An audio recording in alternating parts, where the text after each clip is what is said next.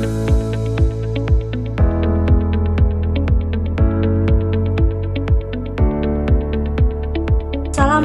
warahmatullahi wabarakatuh.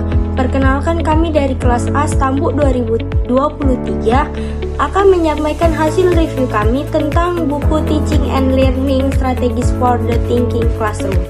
Saya mengambil buku ini pada bab 1 yang isinya adalah buku ini didedikasikan untuk praktik pengajaran langsung yang menghasilkan membaca dan menulis untuk berpikir kritis.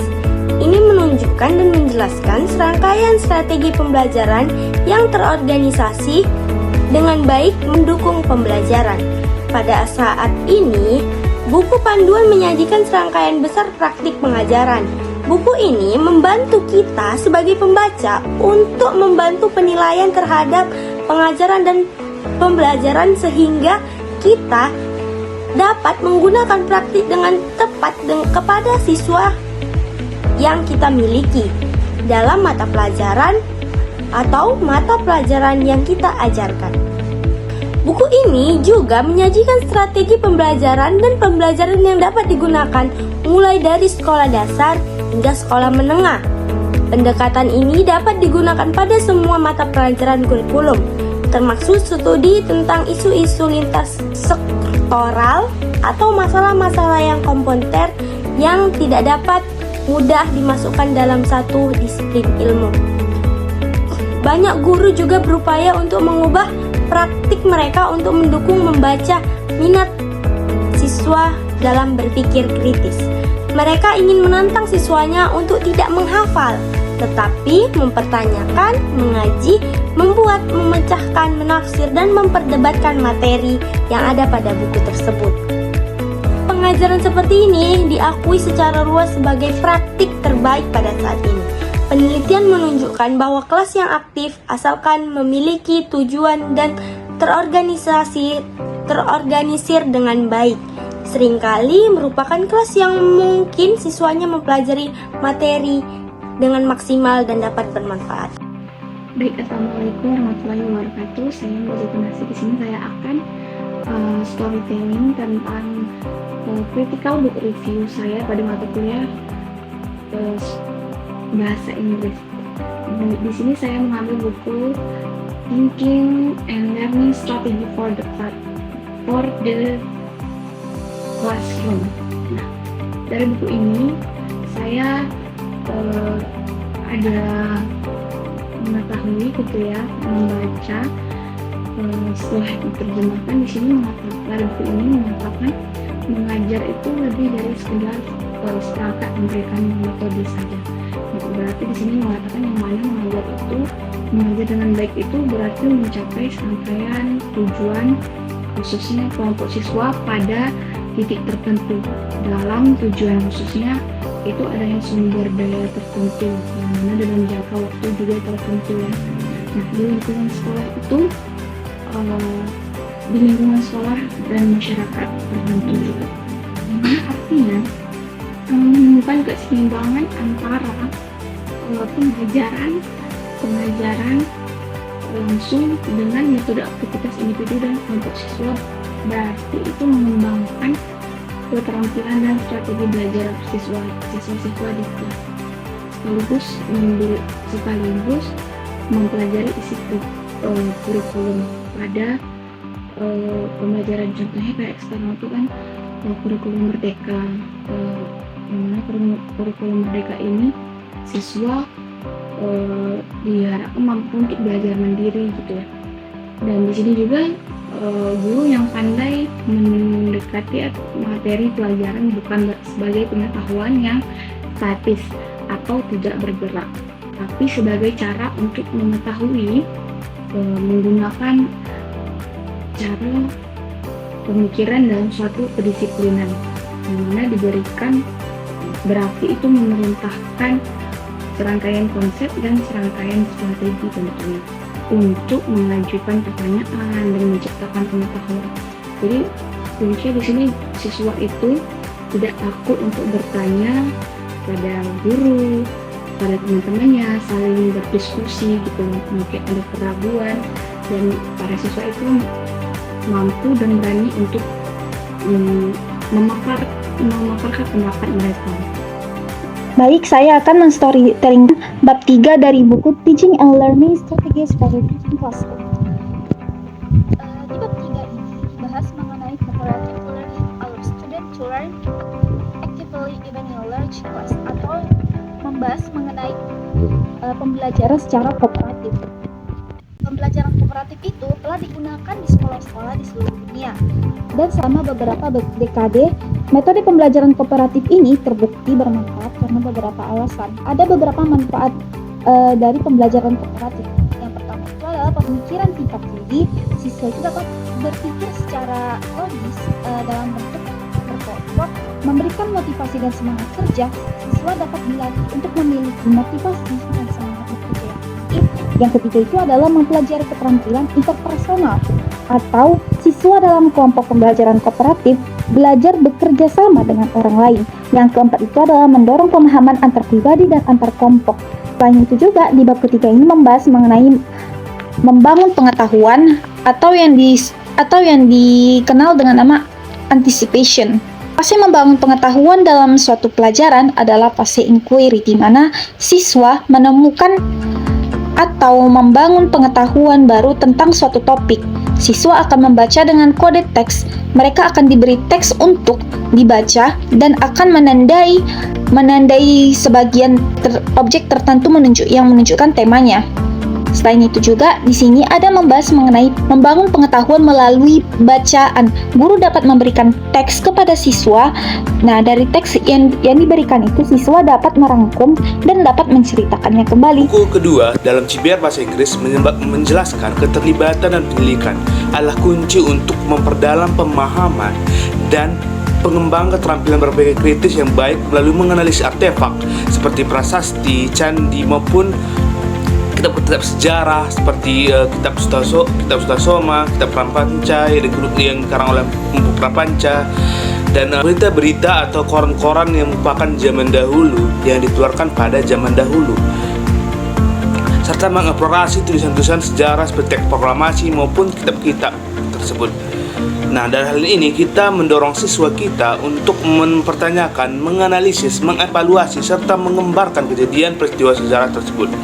Nah, contohnya, kita tidak hanya menyuruh siswa kita untuk mengingat peristiwa atau kejadian atau tanggal pada masa lalu, tetapi kita mendorong siswa kita untuk menganalisis, mengevaluasi, serta menggambarkan kejadian tersebut dengan cara mempertanyakan dan mengembangkan pertanyaan tersebut dan menjawab pertanyaan tersebut.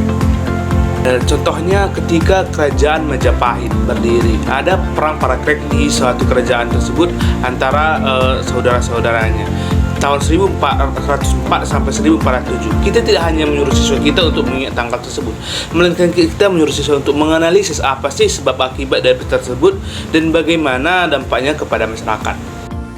Banyak guru yang mengubah cara praktik mereka untuk mendukung menulis dan membaca untuk berpikir kritis.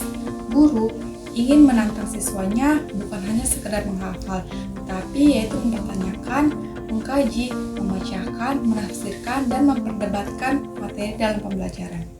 Guru dan siswa berbagi tanggung jawab atas suasana kelas. Misalnya, siswa bertanggung jawab mengembangkan peraturan kelas dengan berperilaku atau berbuat yang baik. Guru mengajak siswa ambil inisiatif. Misalnya dengan strategi pembelajaran yang komparatif, siswa diberi peran masing-masing untuk belajar dan guru memberikan teladan. Pada bab kedua di buku ini menjelaskan tentang strategi atau metode belajar. Misalnya information from text. Itu merupakan metode dengan menceritakan atau menjelaskan secara singkat yang diberikan pada awal pembelajaran untuk membangkitkan semangat atau keingintahuan siswa terkait materi atau isu dengan menggunakan konsep-konsep dan membuat mereka siap untuk belajar dengan tepat. Adapun step-stepnya, yang pertama, guru atau pendidik mempersiapkan isu atau materi yang familiar kepada siswa. Lalu yang kedua, membuat diagram atau peta konsep. Yang ketiga, menjelaskan tidak lebih dari 5 menit. Lalu yang terakhir, berikan kesempatan kepada siswa untuk bertanya dan berkomentar ataupun memberikan saran. Dengan catatan agar berjalan dengan baik, ini harus dilakukan dengan berstruktur dan tidak lupa dengan memberikan penjelasan yang singkat agar siswa bisa berpartisipasi aktif di dalam kelas. Lalu selain itu ada namanya reading and inquiry. Ini salah satu cara untuk membantu siswa melakukan penelitian dan mencari informasi. Adapun stepnya, yang pertama, siswa membuat rumusan masalah terkait topik yang ingin mereka cari tahu. Lalu yang kedua, siswa mencari tahu menggunakan buku atau bisa dibilang sumbernya menggunakan buku, jurnal, majalah, wawancara, survei, ataupun dari internet. Lalu yang ketiga, siswa mengumpulkan informasi dan mencatat. Yang keempat, siswa menuliskan ke bentuk makalah dengan informasi yang baik dan benar. Lalu yang kelima, siswa mempresentasikan dengan baik. Lalu guru mengevaluasi makalah tersebut dengan format yang telah dikomunikasikan. Jadi pada intinya, buku ini pada bab 2-nya mengulas tentang cara atau strategi mengajar dan belajar di dalam kelas dengan berpikir kritis dan aktif dalam pembelajaran. Itu saja, sekian, terima kasih. Pada buku Teaching and Learning Strategies for a Thinking Classroom, bab 3 buku ini membahas tentang bagaimana merencanakan pembelajaran yang terbagi atas keaslian yang menjadi tujuan pembelajaran, pilihan pembelajaran, serta komunitas dalam belajar. Hal pertama yang harus dilakukan dalam membuat perencanaan pembelajaran ialah dengan pengulangan pembelajaran yang telah lalu, membuat ide kreatif dengan cara seperti memancing kreativitas anak dengan membuat permainan, lalu melakukan penyuluhan. Selanjutnya adalah pengembangan unit tematik yang terdiri atas ide, media, dan kelompok belajar. Lalu ada penilaian berpikir kritis dan aktif. Di penilaian ini, guru bisa memberikan konsep belajar, lalu siswa mengembangkan konsep dengan tim. Setelah itu, guru bisa memberikan ujian kepada siswa. Lalu ada pengembangan rubrik yang dimana guru bisa memberikan contoh dan membandingkan contoh yang baik dengan yang buruk. Yang terakhir adalah penilaian guru yang berfungsi sebagai penilaian dan pengembangan guru serta penerapan pengembangan serta berpikir kritis kepada siswa. Hai, di sini saya Sela Andra Putri akan membahas bab 4 pada buku Teacher and Learning Strategy for the Thinking Classroom. Pada bab 4 ini membahas tentang diskusi, yaitu diskusi dalam membangun suatu pengetahuan kita dalam membaca sebuah cerita. Kita dalam membaca sebuah cerita itu, pertama kita harus memahami tema atau judul dari cerita yang kita akan baca. Setelah itu kita membaca ceritanya, lalu kita menemukan pengetahuan atau hal-hal baru yang baru kita ketahui setelah membaca tersebut. Hal-hal tersebut itu bisa kita tulis, bisa kita catat, agar setelah membaca kita bisa memahaminya lagi. Oh, ternyata setelah saya baca cerita ini, saya menemukan ini. Setelah kita sudah paham, kita bisa ajak teman kita untuk berdiskusi dan kita membagi pengetahuan atau hal-hal baru yang kita temui tadi. Jadi saya di sini akan mereview tentang buku yang berjudul tentang Teaching, Learning, and Strategies for the Thinking Classroom. Jadi pada buku ini, tepat di bab pertamanya, menjelaskan tentang bagaimana sih metode pembelajaran yang baik di kelas. Ya, menurut beberapa penjelasan, yakni Valetzik, kemudian Mr. Pulin mengatakan bahwasanya dalam menjalankan proses pembelajaran di kelas itu harus interaktif dan aktif. Jadi kita harus memberikan kesempatan untuk para siswa itu merasakan refleksi antara peserta didik dengan pendidiknya. Contoh, ketika saya mengajar di suatu ruangan, saya pada pertemuan pertama itu harus memberikan dahulu refleksi kepada siswa. Begitu juga nanti kelak di pertemuan terakhir. Jadi refleksi yang dimaksud adalah berikan kesempatan siswa itu untuk menulis bebas apa yang dipikirkannya tentang mata pelajaran yang akan dihadapinya. Kemudian sebagai seorang pendidik, kita harus membuat resolusi ketika siswa tersebut mengalami kesalahan berpikir dan juga kesalahan tindakan selama belajar mengajar itu berjalan prosesnya. Baik, nama saya M. Dirham, NIM 3233121029. Di sini saya membuat video CBR saya dengan buku yang berwarna merah. Ini dengan tema metode dan strategi pengajaran. Mengajar lebih dari sekedar seperangkat metode. Mengajar dengan baik berarti mencapai serangkaian tujuan untuk kelompok siswa tertentu pada titik tertentu dalam 1 tahun ajaran, dengan sumber daya tertentu dalam jangka waktu tertentu di sekolah dan lingkungan masyarakat tertentu. Ini berarti menemukan keseimbangan antara pengajaran langsung dan mengatur aktivitas individu dan kelompok siswa. Artinya mengembangkan keterampilan dan strategi belajar siswa sekaligus mempelajari isi kurikulum. Guru yang pandai mendekati materi pembelajaran bukan sebagai pengetahuan statis atau ide-ide yang tidak berguna, namun sebagai cara untuk mengetahuinya. Menggunakan cara mengetahui pemikiran dalam suatu disiplin, dalam memerintahkan serangkaian konsep dan serangkaian strategi untuk mengajukan pertanyaan yang menciptakan pengetahuan. Berpikir lintas disiplin berarti mengidentifikasi masalah, mengajukan pertanyaan yang tepat, membawa pengetahuan yang tepat untuk diterapkan, menemukan solusi yang tepat, dan menerapkan ukuran kesuksesan yang tepat. Meskipun mengajar lebih dari sekedar serangkaian strategi, ada beberapa metode pengajaran yang harus menjadi bagian dari repertoar sebagai guru yang kreatif. Beberapa di antaranya adalah strategi komprehensif yang dapat membentuk keseluruhan pembelajaran. Yang lain dapat digabungkan untuk membuat rencana pembelajaran yang lengkap. Seorang guru harus berpikir kritis, karena dengan pendidik yang berpikir kritis mampu membuat generasi-generasi muda yang lebih baik. Dan dengan pendidik yang memiliki pemikiran yang kritis, pendidik mampu untuk menggali potensi-potensi yang ada di dalam diri seorang siswa.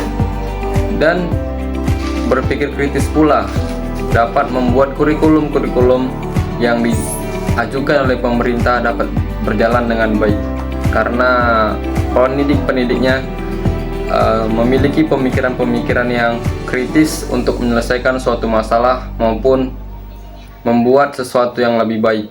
Mengambil bab tema atau bab 1 yaitu yang bertema Final Phase of Activities Training and Critical Thinking, the most productive and teaching. Yang mana isi biar saya itu banyak guru yang berupaya mengubah praktik pembelajaran mereka untuk mendukung para muridnya agar berpikir secara kritis. Jadi, guru ingin menantang siswanya tidak hanya untuk menghafal, tetapi juga mempertanyakan, mengkaji, membuat, merencanakan, menafsirkan, dan juga memperdebatkan materi yang ada dalam mata kuliah mereka. Pengajaran seperti ini diakui secara luas sebagai praktik yang sangat baik. Penelitian menunjukkan bahwa kelas yang aktif asalkan memiliki tujuan yang terorganisir dengan baik seringkali merupakan kelas yang memungkinkan siswanya mempelajari materi secara maksimal dan bermanfaat.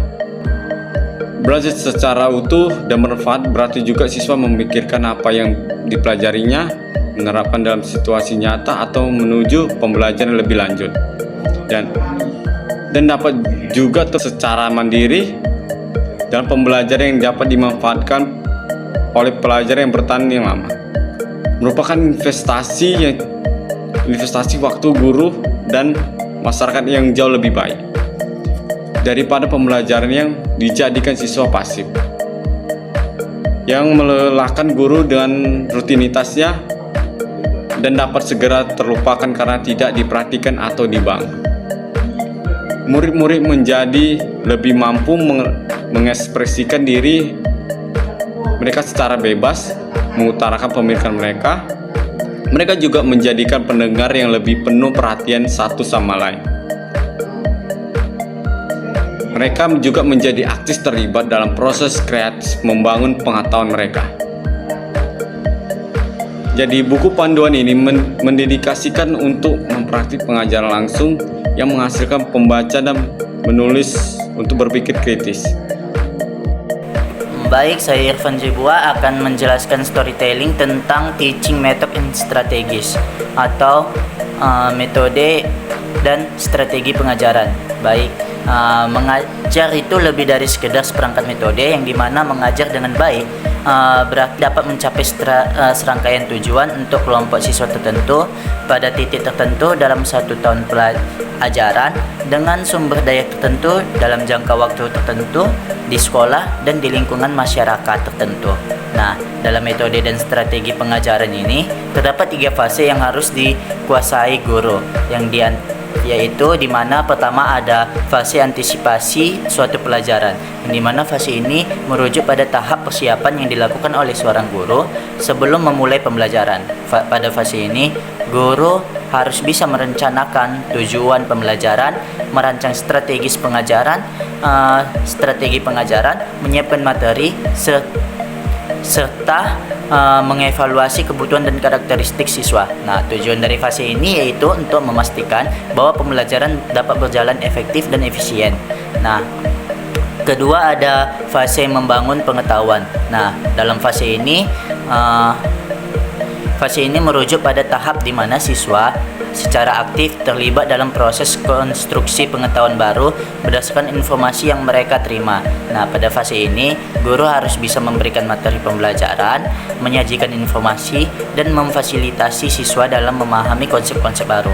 Yang dimana siswa di sini diharapkan untuk melakukan pemrosesan informasi, mengaitkan pengetahuan baru dengan pengetahuan yang sudah dimiliki mereka, serta harus bisa membangun pemahaman yang lebih dalam melalui diskusi, refleksi, dan aktivitas pembelajaran yang relevan. Yang ketiga ada fase konsolidasi. Nah, di mana fase ini merujuk pada tahap di mana siswa menguatkan dan memperdalam pemahaman mereka terhadap konsep-konsep yang telah dipelajari sebelumnya. Nah, pada fase ini siswa diberikan kesempatan untuk mengaplikasikan pengetahuan yang mereka peroleh dalam konteks yang berbeda, yaitu dengan melakukan latihan yang mendukung pemahaman yang lebih dalam serta melakukan refleksi terhadap pembelajaran yang telah dilakukan mereka. Nah, selain itu terdapat 8 pembelajaran inti yang dapat mewujudkan proses pembelajaran yang berlangsung secara efektif dan bermakna. Di antaranya yaitu pertama ada mempelajari informasi dari teks, yang kedua ada memahami teks narasi, yang ketiga ada pembelajaran kooperatif, yang keempat ada melakukan diskusi, yang kelima ada menulis dan inquiry, yang keenam ada menulis untuk membujuk, yang ketujuh ada memahami argumen, dan yang kedelapan ada mendengarkan secara kritis. Kedua, bab ketiga. Nomor 1, perencanaan pengajaran. Merencanakan pengajaran itu bukanlah hal yang sederhana. Kebanyakan guru yang mendemonstrasikan metode pengajaran aktif khawatir tentang tuntutan untuk menyesuaikan semuanya. Contohnya dalam hal kurikulum. Berikut ini adalah 3 indikator penting yang dapat guru pertimbangkan saat merencanakan, memberlakukan, dan menilai pembelajaran. Nomor 1, keaslian. Ketika kita mengajar siswa tentang bahasa, kita perlu memikirkan tentang apa yang dilakukan oleh orang-orang yang kompeten atau ahli dalam menggunakan bahasa dalam pekerjaannya. Apa yang mereka anggap berharga, bagaimana cara mereka melakukan pekerjaan mereka, apa yang mereka anggap sangat berguna bagi pekerjaan mereka.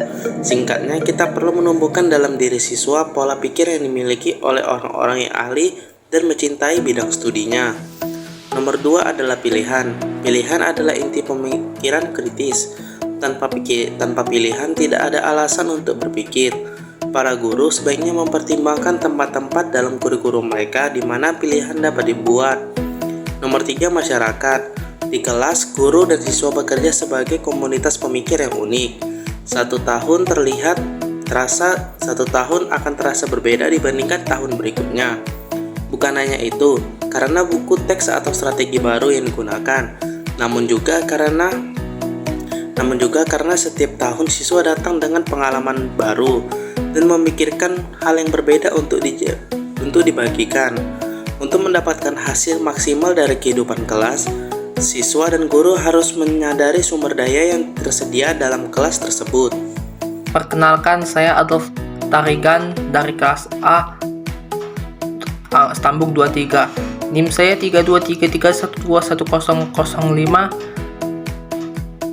Saya akan membahas tugas CBR Bahasa Inggris buku merah, yaitu tentang bagaimana cara seorang siswa mengikuti dan membaca argumen teks dan pidato.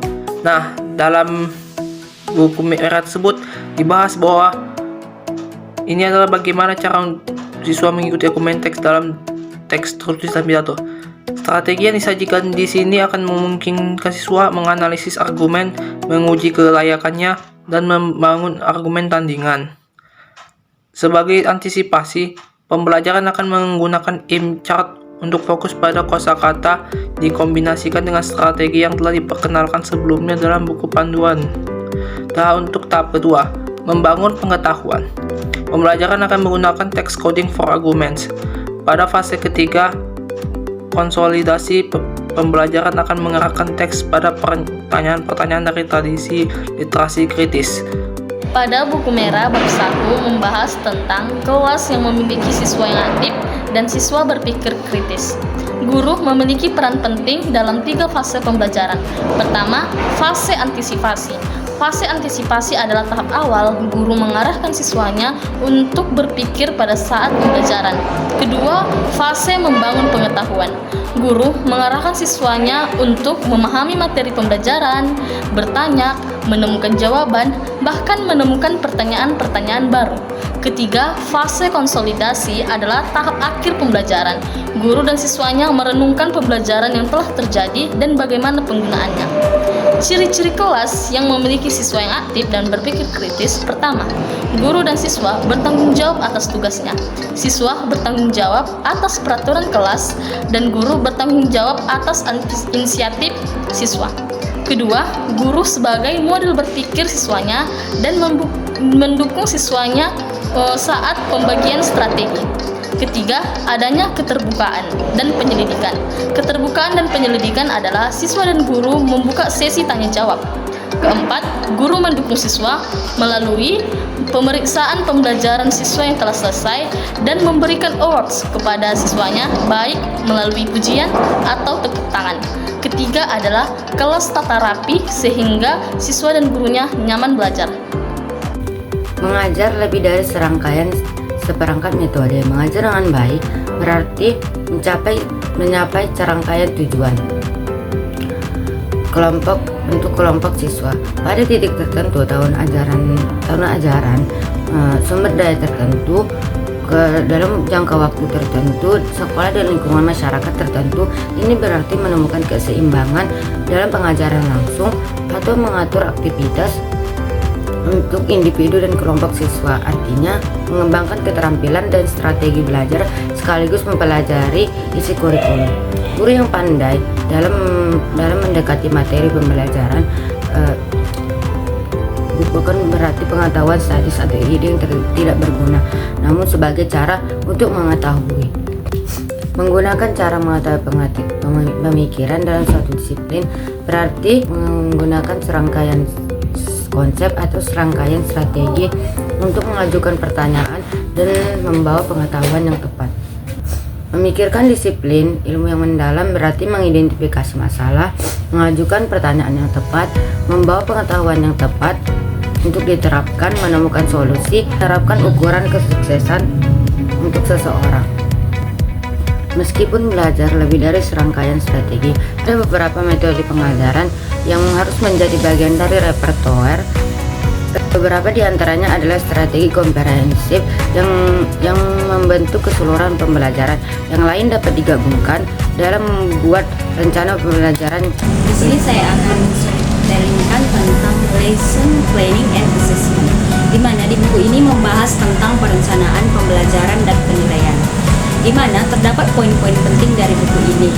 Yang pertama yaitu keaslian atau autentik. Di sini berfokus kepada mengajukan pertanyaan bagaimana seorang siswa mengevaluasi pekerjaan mereka sendiri dan pekerjaan yang lainnya. Yang kedua yaitu choice atau pilihan. Siswa yang mampu berpikir kritis dan pembelajaran aktif memerlukan kebebasan dan tanggung jawab siswa. Dan yang ketiga yaitu metode presentasi. Artinya di dalam kelas seorang guru dan siswa bekerja sebagai komunitas pemikir unik dalam pembelajaran. Halo, perkenalkan nama saya Salma Rosmar Mare. Saya dari kelas A sejarah reguler 2023. Di sini saya akan menjelaskan tentang materi CBR saya dari buku pembanding yaitu buku berwarna merah dengan judul Prinsip Belajar Aktif dan Berpikir Kritis Pengajaran Paling Produktif. Di sini mereka atau guru ingin menantang siswa tidak hanya untuk menghafal, tapi untuk mempertanyakan, mengkaji, membuat, memecahkan, menafsirkan, dan memperdebatkan materi dalam kuliah mereka. Pengajaran ini kini diakui secara lebih luas sebagai praktik terbaik. Penelitian menunjukkan bahwa kelas yang aktif asalkan memiliki tujuan yang terorganisir dengan baik seringkali merupakan kelas yang memungkinkan siswa mempelajari materi secara maksimal dan bermanfaat. Belajar secara utuh dan bermanfaat berarti siswa dapat memikirkan apa yang dipelajarinya. Buku panduan ini juga menyajikan serangkaian strategi pengajaran yang terorganisir dengan baik untuk menunjang atau mendukung pembelajaran yang aktif. Ini dapat digunakan oleh guru dari tingkat sekolah dasar hingga menengah dalam berbagai mata pelajaran. Buku ini juga membantu pembaca untuk membentuk penilaian tentang praktik pengajaran dan pembelajaran sehingga mereka dapat menerapkan praktik yang tepat dengan siswa mereka dalam mata pelajaran yang mereka ajar. Pendekatan yang dijelaskan dalam buku ini dapat diterapkan di semua mata pelajaran dan kurikulum, termasuk studi isu-isu lintas sektoral. Buku ini memberikan ringkasan tentang strategi pengajaran yang akan dijelaskan lebih lanjut dalam konteks pembelajaran yang lebih luas. Cukup sekian. Hasil dari CBR saya itu dari halaman atau bab 1 dari buku pembanding berwarna merah. Pada buku merah bab 1, saya membahas tentang pembelajaran yang aktif dan berpikir kritis. Di sini saya akan membahas beberapa poin. Yang pertama itu pengajaran yang paling produktif. Banyak guru yang mengubah praktik belajar mereka untuk membantu siswa dalam membaca dan menulis untuk berpikir kritis. Guru tidak hanya menantang siswa dalam hal menghafal, melainkan juga mencari tahu, menafsirkan, menciptakan, dan memperdebatkan suatu materi. Poin selanjutnya, mengatur instruksi untuk pembelajaran aktif. Guru harus bisa mendekatkan diri kepada siswa dan mencari tahu apa minat dan bakat si siswa tersebut, sehingga guru dapat mendorong siswa tersebut untuk mengembangkan minat dan bakat yang dimiliki siswa tersebut. Poin yang terakhir yaitu berpikir secara kritis. Ruang kelas yang aktif adalah ruang kelas yang membebaskan siswa untuk memperdebatkan suatu materi serta mencari solusi untuk suatu materi yang sedang dibahas. Jadi ketika siswa mendapatkan suatu permasalahan, ia akan mengeksplorasi untuk mencari jawabannya dengan penuh semangat. Perkenalkan, nama saya Veronica Zabuku dengan NIM 3232121004. Nah, di video ini saya akan menceritakan atau men-storytellingkan hasil CBR saya dari buku kedua, yaitu dari buku Teaching and Learning Strategies for the Thinking Classroom dari buku ini. Nah, di buku ini saya mengambil bab 2, yaitu metode guru dan strategi. Nah, di dalam bab 2 ini terdapat 8 inti pembelajaran yang masing-masing sudah dijelaskan secara rinci. Masing-masing pelajaran ini sudah menetapkan kegiatan dan ajaran yang di dalamnya ada 3 fase, yaitu fase antisipasi, dan yang kedua yaitu fase membangun pengetahuan, dan yang terakhir yaitu fase konsolidasi. Nah, di dalam setiap pelajaran yang ada di bab 2 ini, misalnya bab pertama atau pelajaran pertama itu ada beberapa metode yang harus diperhatikan agar memudahkan kita untuk memahami dan mengerti apa isi dari pelajaran tersebut. Yang pertama itu dasar pemikiran, atau dasar pemikiran itu garis besar atau tujuan dari apa pembelajaran yang akan didiskusikan oleh guru dan siswa. Yang kedua yaitu ukuran kelompok, atau di dalam diskusi tersebut dibentuk kelompok, beberapa kelompok yang akan dibutuhkan. Yang selanjutnya yaitu bahan yang akan dibutuhkan di dalam diskusi tersebut. Dan yang ketiga dan yang terakhir itu berapa waktu yang akan dibutuhkan dalam diskusi tersebut. Nah, pelajaran di bab 2 ini dituliskan itu seolah-olah sebagai bentuk permainan, sebagai bentuk game atau permainan. Itu bagaimana gambaran tentang seorang guru yang memberikan pengajaran kepada siswa, atau bagaimana apa yang dikatakan atau dilakukan guru kepada siswa. Jadi mengajar itu bukan hanya seolah-olah mengajar saja, tetapi guru juga harus menciptakan suasana kelas yang menyenangkan kepada siswa, supaya siswa itu bisa belajar dan menyenangkan yang diberikan oleh guru tersebut. Nah, jadi di sini itu mengajar berarti menemukan keseimbangan antara pengajaran langsung dan mengatur kegiatan antara individu dan kelompok siswa yang bertujuan untuk mengembangkan keterampilan dan strategi belajar siswa. Nah, jadi di bab 2 ini itu bagaimana cara guru memberikan pengajaran yang menyenangkan dan nyaman kepada siswa, baik itu dalam diskusi atau beberapa pengajaran lainnya. Perencanaan pembelajaran. Perencanaan pembelajaran merencanakan pengajaran dengan cara yang mendorong, membaca, dan menulis untuk berpikir kreatif bukanlah hal yang sederhana. Sebagian besar guru yang datang ke sekolah yang mendemonstrasikan metode pengajaran aktif sedikit atau banyaknya khawatir tentang tuntutan menyesuaikan semuanya dan meliputi kurikulum, namun memberikan waktu bagi kreativitas siswa untuk perkembangan dan ide-ide mereka yang muncul. Nah, bagian ini mendekati perencanaan dalam 2 cara. Ini menggambarkan tugas perencanaan pembelajaran individu yang mendorong membaca dan menulis untuk berpikir kritis sekaligus mencakup isi kurikulum.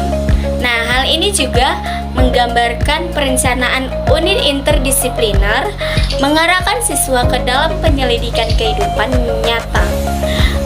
Diskusi ini dimulai dengan mempertimbangkan prinsip-prinsip dasar yang harus diingat seorang guru ketika merencanakan pengajaran yang menghasilkan pembelajaran yang mendalam.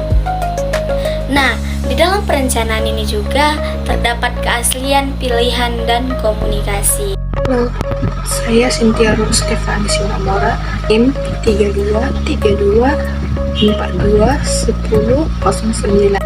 Baiklah, di sini saya akan membahas Teacher Standard and Rabbit. Guru menyediakan ruang kelas yang berpusat pada siswa, di mana mereka menghargai siswa. Di sini juga, guru mendorong interpretasi yang beragam dari materi pelajaran. Guru mendorong untuk mengungkapkan dan mendukung ide dan pendapat mereka. Secara konsisten, guru mendorong dan menerima tanggapan yang berbeda dari siswa untuk mengekspresikan dan mendukung ide pendapat mereka. Guru juga mengadaptasi dan memfasilitasi pengelompokan siswa agar interaksi siswa menjadi lebih efektif. Baik, di sini saya akan men-storytellingkan tentang bab 4. Membahas tentang mengajar dan lintas disiplin. Dalam mempelajari sastra, siswa tidak hanya memperoleh aspirasi terhadap bentuk-bentuk dan sejarah sastra, tetapi juga memperoleh pemahaman yang lebih dalam melalui diskusi dan penafsiran. Karya sastra membawa pemahaman tentang kehidupan ke dalam kelas dan memungkinkan siswa untuk mendiskusikan masalah dan situasi dengan sudut pandang yang berbeda, sehingga mereka dapat memahami teman sekelas dan diri mereka sendiri. Metode pengajaran aktif sangat penting dalam mengajar sastra. Beberapa metode seperti web diskusi dan peran dramatis telah diperkenalkan untuk meningkatkan pemahaman siswa. Baik, di sini dijelaskan tentang perencanaan atau merencanakan pengajaran dengan cara mendorong menulis dan membaca. Untuk berpikir kritis bukanlah hal yang mudah atau bukan hal yang sederhana. Kebanyakan guru yang datang ke Lokakarya itu mendemonstrasikan tentang keaktifan pembelajaran. Banyak guru yang khawatir tentang tuntutan menyesuaikan semuanya, meliputi kurikulum yang dimana memberikan waktu bagi kreativitas siswa untuk berkembang dan ide-ide mereka muncul. Dalam perencanaan membaca dan menulis untuk berpikir kritis sekaligus mencakup isi kurikulum. Hal ini juga menggambarkan perencanaan unit interdisipliner, karena unit ini sering mengarahkan siswa ke dalam penyelidikan kehidupan nyata. Diskusi dimulai dengan mempertimbangkan prinsip-prinsip dasar yang diingat seorang guru ketika merencanakan pengajaran yang menghasilkan pembelajaran. Nah, pada perencanaan instruksi, ketika guru menghadiri Lokakarya, di mana mereka itu melihat metode baru untuk pembelajaran aktif didemonstrasikan. Banyak guru yang bertanya-tanya bagaimana mereka dapat melakukan mengaktifkan pembelajaran tersebut dengan periode yang singkat di dalam pembelajaran di kelas. Jadi mungkin di sini dicoba untuk menjelaskan untuk menjawab pertanyaan guru-guru tersebut. Di sini dijelaskan bahwa di berbagai daerah beda penerapan pembelajaran di tiap-tiap sekolah. Beda guru juga beda cara mengajarnya. Jadi untuk menjawab pertanyaan itu tergantung bagaimana prinsip atau bagaimana penerapan pemerintah daerah dalam pendidikan. Begitu juga bagaimana cara guru dalam mengajar di kelas. Dan pada merencanakan pelajaran individu, para guru juga melaporkan bahwa merencanakan pelajaran yang mendukung pembelajaran aktif membutuhkan lebih banyak perhatian daripada merencanakan pembelajaran tradisional. Hal ini karena para guru mengakui bahwa mereka menentukan halaman atau tugas-tugas yang diberikan kepada siswa itu bukan sekedar hanya menentukan halamannya saja, tapi guru juga memperhatikan bagaimana tujuan atau apa yang didapat siswa dari pembelajaran tersebut dan menyesuaikannya dengan kurikulum dan hasil pencapaian siswa. Baik, perkenalkan nama saya Diana. Di sini saya akan presentasi hasil CPR saya pada buku pembanding kedua. Membaca dan menulis untuk berpikir kritis dalam studi sastra. Tentu saja dengan mempelajari siswa memperoleh apresiasi terhadap bentuk dan sejarah serta karya pengarangnya. Namun dengan berdiskusi dan menafsirkan sastra, siswa memperoleh sesuatu yang lebih. Mereka dapat menggunakan karya sastra untuk memperdalam pemahaman mereka. Saat mereka mendiskusikan pekerjaan skolastik dan mendengar tanggapan orang lain terhadap pekerjaan tersebut, mereka dapat lebih memahami teman sekelasnya dan diri mereka sendiri. Agar sastra dapat berkontribusi pada tujuan meningkatkan pemahaman siswa tentang kehidupan manusia, metode pengajaran harus digunakan. Jarang sekali siswa memperoleh wawasan dari mendengarkan hikmah guru, mereka harus mengupayakan wawasan tersebut melalui pemikiran dan diskusi. Beberapa metode pembelajaran sangat cocok untuk digunakan dengan kebiasaan, seperti tekniknya bersama, diskusi, menetapkan peran dalam diskusi. Di sini saya akan membahas tentang teaching in and across the discipline atau mengajar dalam dan lintas disiplin. Pada bab ini berfokus pada strategi pengajaran yang melintasi batas-batas tradisional antara disiplin ilmu yang mencakup pendekatan interdisipliner. Dalam mengajar di mana guru mengintegrasikan konsep membaca dan menulis untuk berpikir kritis dalam berbagai bidang, untuk memperkaya pengalaman belajar siswa seperti membaca dan menulis untuk berpikir kritis dalam kajian sastra, membaca dan menulis untuk berpikir kritis dalam matematika, membaca dan menulis untuk berpikir kritis dalam ilmu pengetahuan, dan membaca dan menulis untuk berpikir kritis dalam pengajaran interdisipliner.